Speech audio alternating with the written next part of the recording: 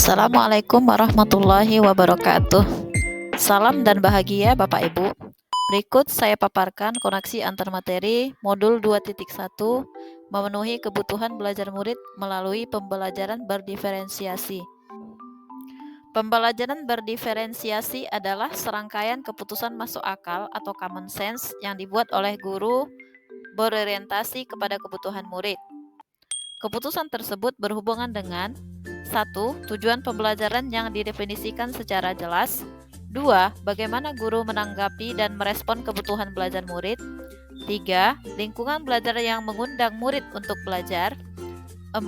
Manajemen kelas yang efektif. Dan 5. Penilaian berkelanjutan. Ciri-ciri pembelajaran berdiferensiasi. 1. Proaktif. 2. Menekankan kualitas daripada kuantitas. 3. Berakar pada asesmen. 4. Menyediakan berbagai pendekatan dalam konten, proses pembelajaran, produk yang dihasilkan, dan lingkungan belajar. 5. Berorientasi pada peserta didik. 6. Modifikasi pembelajaran individu dan klasikal. Dan yang ketujuh, bersifat hidup. Berikut adalah langkah-langkah yang harus dilakukan guru dalam penerapan pembelajaran berdiferensiasi. Yang pertama, memahami tujuan pembelajaran. Kedua, mengetahui dan merespon kebutuhan belajar peserta didik. Ketiga, menciptakan lingkungan belajar yang mengundang murid untuk belajar.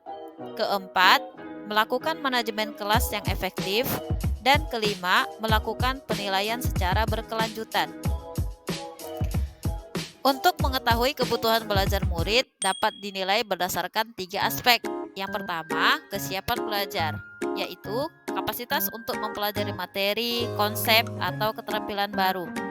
Dalam hal ini, guru harus menilai pengetahuan awal dan menentukan apa yang telah diketahui murid dan di mana murid berada. Yang kedua, minat murid, yaitu suatu keadaan mental yang menghasilkan respon terarah kepada suatu situasi atau objek tertentu yang menyenangkan dan memberikan kepuasan diri. Yang ketiga, profil belajar murid, yaitu berkaitan dengan lingkungan, budaya, gaya belajar, dan kecerdasan majemuk. Kebutuhan belajar murid dapat diidentifikasi dengan cara mengamati perilaku peserta didik, mengidentifikasi pengetahuan awal, mereview dan melakukan refleksi terhadap praktik pengajaran, berbicara dengan guru murid sebelumnya, membaca rapor murid di kelas sebelumnya, dan menggunakan berbagai penilaian formatif dan diagnostik. Adapun strategi dalam pembelajaran berdiferensiasi yaitu 1. Diferensiasi konten yang dilakukan dengan membedakan pengorganisasian atau format penyampaian yang bukan mengubah ataupun menurunkan standar kurikulum. 2. Diferensiasi proses, yakni kegiatan yang memungkinkan murid berlatih dan memahami atau memaknai konten dengan cara membedakan proses yang harus dijalani oleh murid.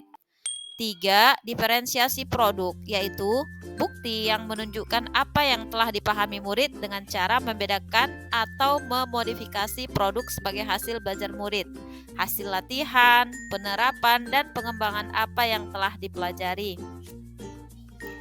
Kemudian, bagaimana pembelajaran berdiferensiasi dapat memenuhi kebutuhan belajar murid dan membantu mencapai hasil belajar yang optimal. Hal ini dapat dilakukan melalui pemetaan kebutuhan belajar murid sebagai dasar dalam praktik pembelajaran berdiferensiasi yang dilakukan guru. Kemudian, menentukan strategi diferensiasi yang akan dilakukan, apakah diferensiasi konten, diferensiasi proses, dan diferensiasi produk.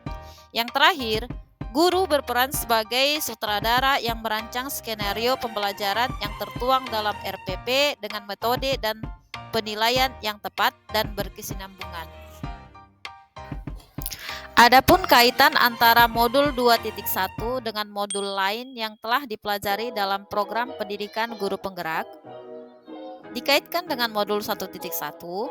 Untuk melakukan pembelajaran berdiferensiasi, guru harus berusaha memenuhi kebutuhan belajar murid sesuai dengan kodrat alam dan kodrat zaman berdasarkan filosofi pendidikan Ki Hajar Dewantara. Kemudian dikaitkan dengan modul 1.2, Dalam melakukan pembelajaran berdiferensiasi, seorang guru penggerak harus berpihak pada murid, reflektif, kolaboratif, mandiri, dan inovatif agar dapat mewujudkan kepemimpinan murid dengan menuntun murid merdeka belajar sesuai dengan peran dan nilai-nilai guru penggerak. Kemudian jika dikaitkan dengan modul 1.3, pembelajaran berdiferensiasi dapat digunakan sebagai salah satu strategi untuk mewujudkan visi guru penggerak yang berpihak pada murid. Dan yang terakhir, dikaitkan dengan modul 1.4, dalam pelaksanaan pembelajaran berdiferensiasi antara guru dan murid harus ada kesepakatan kelas terlebih dahulu agar proses pembelajaran dapat berjalan dengan baik sesuai dengan nilai-nilai budaya positif. Demikian pemaparan koneksi antar materi modul 2.1. Terima kasih. Salam guru penggerak, tergerak, bergerak, dan menggerakkan.